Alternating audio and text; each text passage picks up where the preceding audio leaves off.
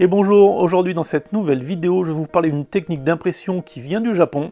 Ça s'appelle le katazome et je vais tout vous expliquer.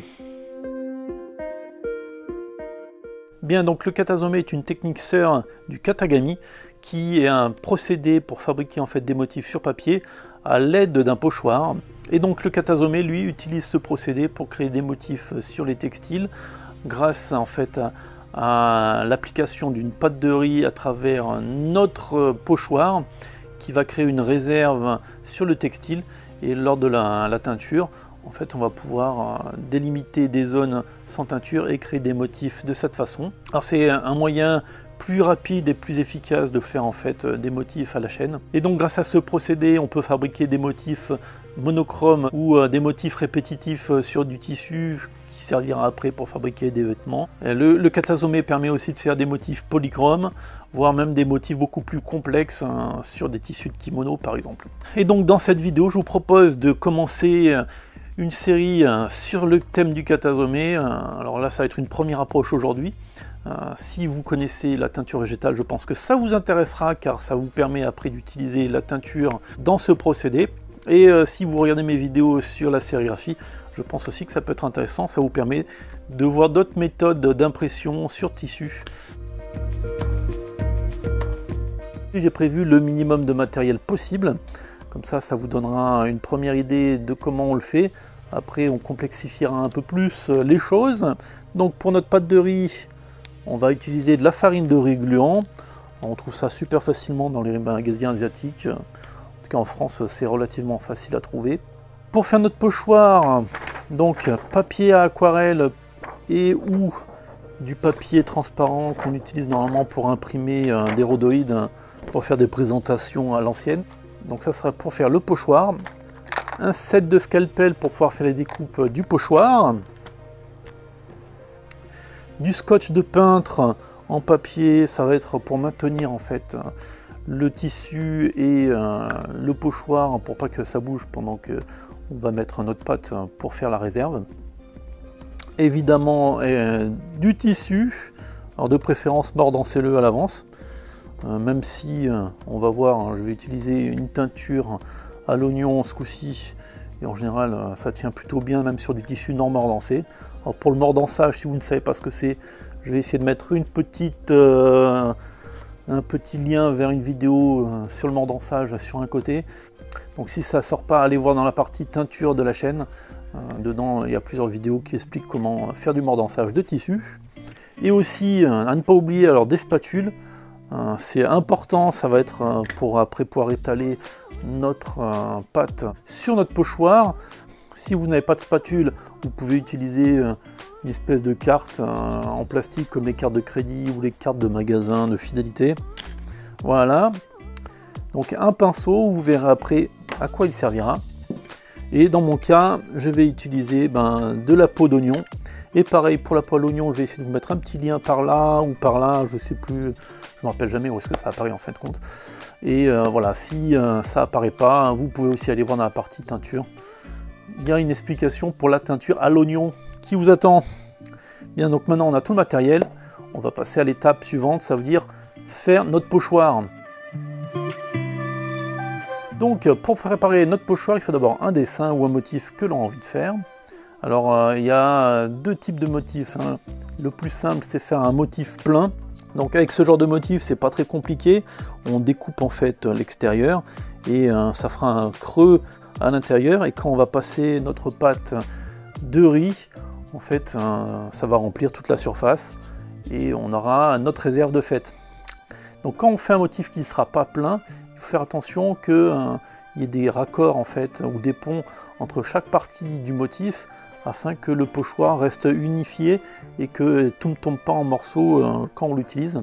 Alors je vais vous montrer comment. Quand on veut faire par exemple un triangle comme ceci, hop, on va faire des ponts sur les pointes de notre motif. Ouais, bon, c'est vraiment succinctement expliqué. C'est dégueu, mais c'est de la merde. J'espère que vous comprenez le principe. Voilà, il faut vraiment que le centre soit raccordé à l'extérieur du papier, autrement vous ne pourrez jamais positionner comme il faut votre pochoir et ça va être très compliqué de faire un motif Alors, il ne faut pas le faire aussi moche que ce que je viens de faire là. C'était rapidement fait devant la caméra. Donc là, on va découper notre pochoir. Je vais faire 2 triangles, un plein et un avec un creux au milieu. Premier pochoir transparent et un triangle plein. J'ai mon pochoir en forme de triangle. Maintenant, on va essayer de se faire un motif avec un creux au milieu, toujours avec un triangle. Notre première découpe, on n'a plus qu'à faire toutes les autres. Donc nos 2 pochoirs sont prêts, le plein et avec des creux dedans. Donc maintenant, prochaine étape, pâte de riz. On va préparer maintenant notre pâte de riz pour enduire notre tissu et faire notre réserve. Donc en termes de quantité, je ne vais pas en faire beaucoup. Je ne peux pas vous donner d'indication de quantité. Je vais mettre des grosses cuillères comme ça. On va mettre 4, je pense, pas plus. Alors, il en faut un peu plus que la quantité que vous voulez pour mettre dessus le tissu, parce qu'il faut quand même réussir à avoir assez de pâte pour pouvoir enduire tranquillement sans que ça s'assèche. Voilà. Voilà, je ne sais même plus à combien j'en suis. Peut-être 3, 4. On va en mettre une de plus par acquis de conscience. Pouc. Voilà. Hop. Et en quantité d'eau, on va pas mettre beaucoup d'eau. Alors je commence à faire chauffer, pas à peine de faire tout chauffer trop fort. Hein. Hop, il faut que ça cuise tout doucement. Et ce qu'on veut, c'est pas avoir une pâte très... Juste un petit peu d'eau. Et donc ce que je voulais dire, c'est que je veux pas avoir quelque chose de très liquide. Il faut vraiment que ça soit un peu pâteux au début. Et après, une fois que ça sera cuit et refroidi, on rajoutera de l'eau pour tester la consistance. Il ne faut pas que ça soit pâteux, il ne faut pas que ça soit liquide. Il faut un peu que ça fasse une sorte de gel. Donc on va y aller tranquille. Voilà, c'est toujours très farineux. Je vais rajouter de l'eau.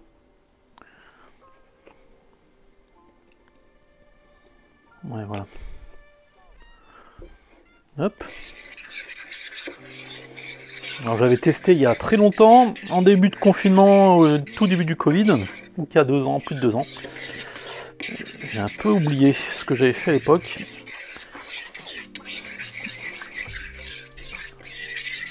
Bon, au début c'est un peu liquide. En le faisant cuire, ça deviendra plus pâteux.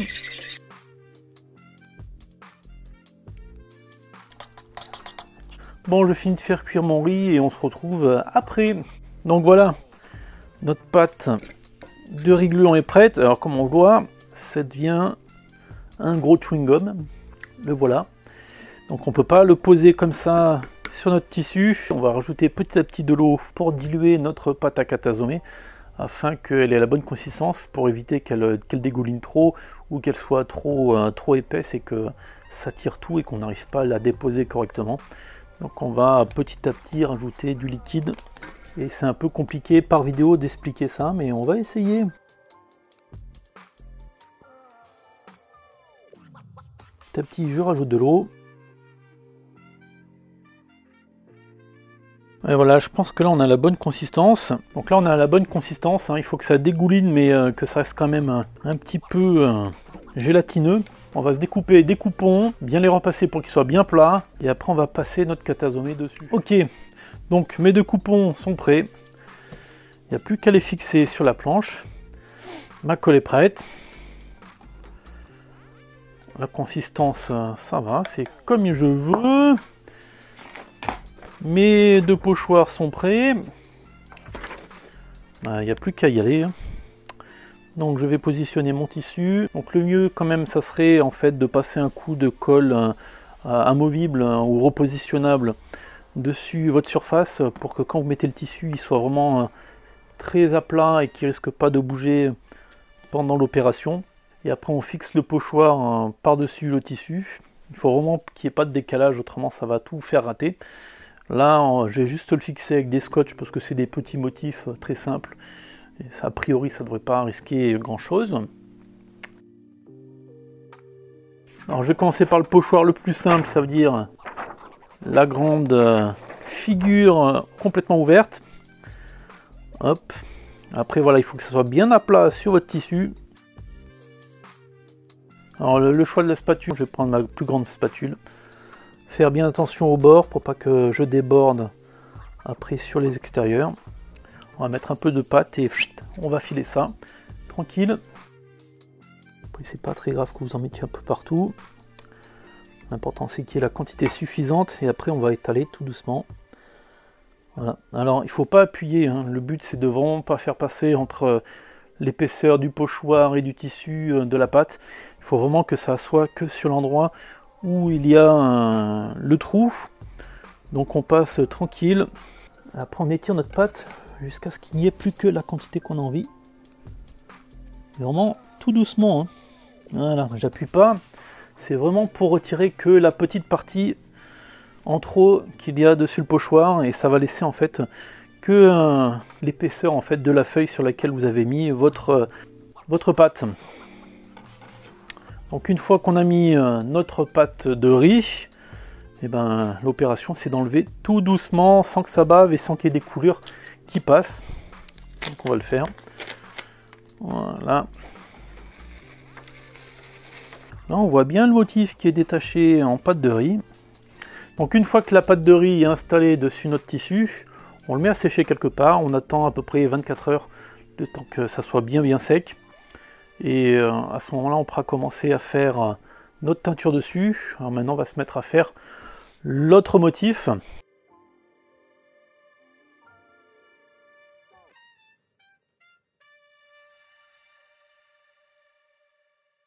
Bien, alors je vais laisser ce soir sécher jusqu'à demain matin. Et on va après faire la teinture aussi sur celui-là.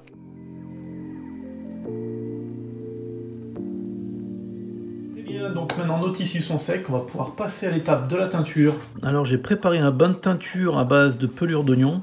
Alors je l'ai fait très concentré en pelure, mais j'ai pris de l'oignon jaune classique, avec beaucoup d'oignons et même pas un demi-litre d'eau. Après j'ai tout pressé pour bien faire sortir tout le jus. Donc le bain est impérativement froid, car si on le fait à chaud, le bain de teinture va en fait dissoudre la pâte de riz. Alors c'est simple, on va juste mettre avec notre pinceau le bain de teinture ou la teinture dessus le tissu. Après on va le laisser un peu sécher. Une fois qu'il sera humide, on va lui faire un bain de vapeur pendant à peu près 3/4 d'heure pour après permettre aux fibres de coton de s'ouvrir et de bien fixer la teinture et la couleur dessus notre tissu. Donc on va déjà passer notre teinture avec le pinceau sur notre coupon. Hop, premier coupon et passe à la teinture. Je vais le remettre de côté dans le second. Voilà, c'est fini. Maintenant mes deux coupons sont teints. Je vais les rouler dans du papier et les mettre dans la casserole à la vapeur. Alors je les roule pour éviter que ça baffe trop la teinture. Alors maintenant je vais laisser 3/4 d'heure en bain de vapeur pour leur laisser le temps de fixer la couleur. Et après à la fin du processus, on va pouvoir les laver et découvrir le résultat si je ne me suis pas planté. Allons-y.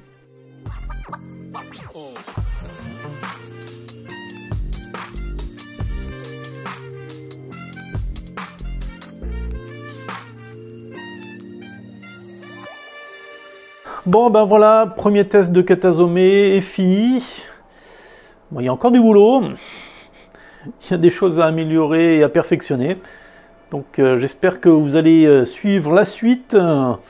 Après on verra un peu d'autres manières de le faire. Moi je vais le faire aussi d'une autre façon que j'avais testé et que je trouvais un peu plus pratique que le pochoir. Mais on va aussi continuer les pochoirs. Donc restez connectés, abonnez-vous à cette chaîne, c'est super important. Mettez des likes et commentez, et vous pouvez aussi partager toutes les vidéos que je mets sur la chaîne. C'est fait pour ça. Donc à très bientôt pour la prochaine vidéo, et passez un bon week-end et une bonne semaine.